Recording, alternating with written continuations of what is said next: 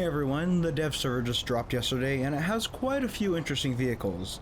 Since China got both the Eurofighter from Temu and the illegitimate child of an FA-18 and an F-16, I figured I'd just cover them in one video.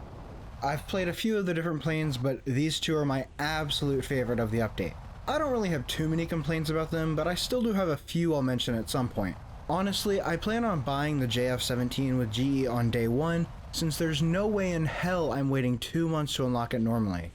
Currently the JF-17's flight model is nowhere near done and is pretty broken, so much so that it beats the J-10 in a one circle, which is ridiculous. It also bleeds a stupid amount of speed in a turn, but if you stall yourself out well on your side, the JF-17 will enter a nearly unrecoverable side slip, which you can see here. 朋友是一个坚韧不拔的纪录片，在香港这座城市的设置。主演钱德勒、鲁欧斯、福波斯伊、瑞秋、莫妮卡和一些其他他妈的演员。While it is pretty hilarious, it does go to show that the model is pretty screwed up for now. I'm hoping the JF-17 will get its flight model fixed while still on the dev server so we can see how it will actually perform before the update. It should still be decent, but it definitely will not be turning as good as it is now. It also seems to sway from side to side a bit when pulling hard, but again its flight model is still not done, so we'll just have to wait and see. As for the J-10's flight model, it actually seems pretty good and much more complete. And you know, it actually acts like a plane unlike the literal UFO that the JF-17 is right now. It does have a pretty decent turn rate, and since it is a delta wing, it's generally better in a one-circle fight.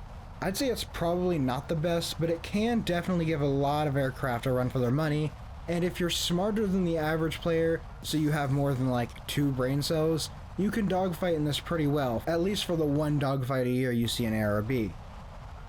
The JF-17 has an okay loadout for RB, but it's definitely not the best. It gets a total of 6 missiles, with the best loadout being 4 SD-10s and 2 PL-5E2s.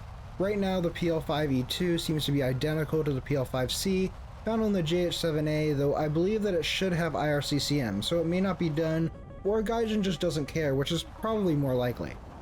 Also, if you didn't know, the SD-10 is the export version of the PL-12, with a bit less range, having a maximum range of 80 kilometers compared to the 100 kilometers on the PL-12. Well, I say 100 kilometers, but in-game they're the same missile for some reason, since Gaijin couldn't wait to add the PL-12 and just nerfed it instead. In real life, it's similar in range to an AIM-120C5, which is in the files I might add. But why wait when you can unrealistically nerf a weapon to fit in-game? Back on track, it can also carry up to 6 GBUs along with the 2 PL-5Es on the wingtips. If you do want to bring the SD-10s, you can bring 2 since they're on double racks, along with the 2 PL-5E2s and 4 GBUs. Though the downside is that you have one of the worst targeting pods in the game. Sure, you get thermals, but the zoom is so bad that you're better off just shoving your face into your screen. Now on the complete opposite end of the spectrum, you have the J-10A with its targeting pod which can zoom like how Minecraft YouTubers zoom to talk to miners after reaching 100k subscribers. Speaking of subscribers, you guys should subscribe too. If you stayed this long, you might as well stay for more videos about the best game ever, War Thunder. Anyway, while the J-10 does get an absolutely amazing targeting pod, it only gets 2 GBUs, which also happen to take up the pylons its double racks go on, so you can still only take 2 PL-12s and 2 PL-8s. Thank the amazing engineers in China for that one. If you want to take a loadout for ARB like a sane person, or not since they refuse to add any new game modes, you should be taking 6 PL-12s and 2 PL-8s. While it is nice to get 8 missiles total and 6 of what should be the best missile other than the AM-4, for some reason they didn't add the PL-8B. I've heard conflicting information about the PL-8B's seeker, so I'm not entirely sure how good it is.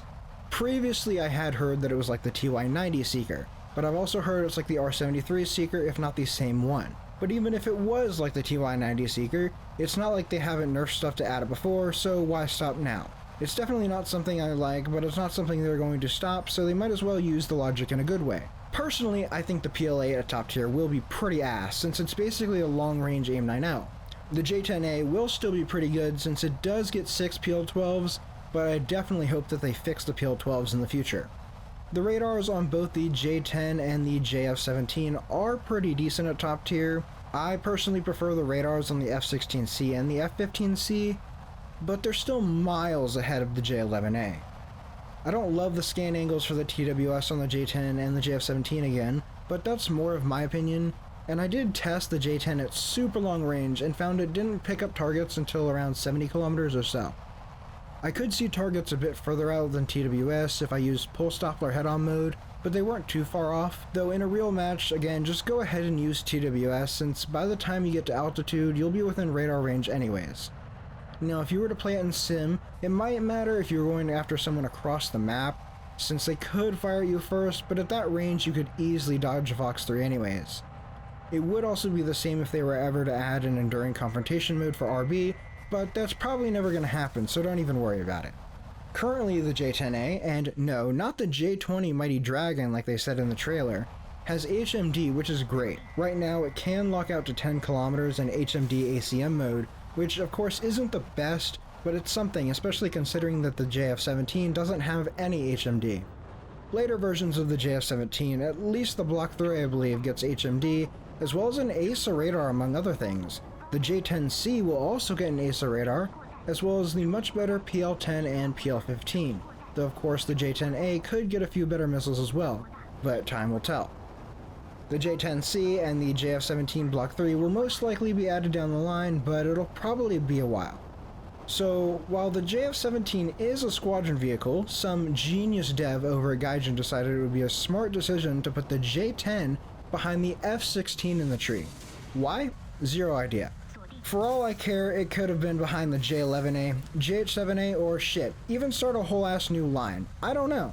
But putting a clearly Chinese vehicle in the Taiwanese tree is extremely dumb considering there will be more planes there later. Now, I totally get that this is the dev server and it's subject to change, and blah blah blah, but this is just a dumb decision in the first place. I already have the whole Chinese air tree, so it really doesn't matter much to me, but I still think it just doesn't make any sense.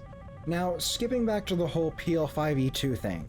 From what I'm able to find, it has a similar, if not the exact same seeker as the TY90, so it very well could change since it seems to be a copy and paste PL5C at the moment, as I've already said, which means that if it does change, it would be practically unflareable. It definitely isn't the most maneuverable missile, so you can avoid it if you know what you're doing. Though personally, I think it'll be a test for future missiles with similar seekers, like the Python 4 and AIM-9X among others. However, those missiles will be way stronger since they're insanely more maneuverable.